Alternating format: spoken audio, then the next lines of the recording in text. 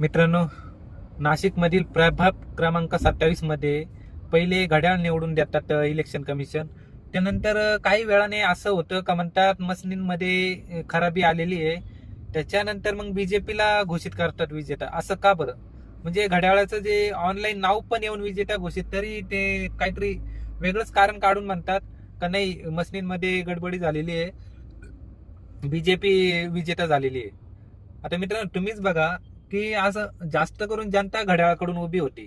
प्रभाग क्रमांक 27 मधून घड्याळाकडून जास्त जनता होती, बीजेपीकडून काही जास्त जनता नव्हती. तरी पण वापस रिवोटिंग पण केली ना तरी हेच राहील. पण मग हे इलेक्शन कमिशन आणि बीजेपी मध्ये असं काय झालेलं आहे?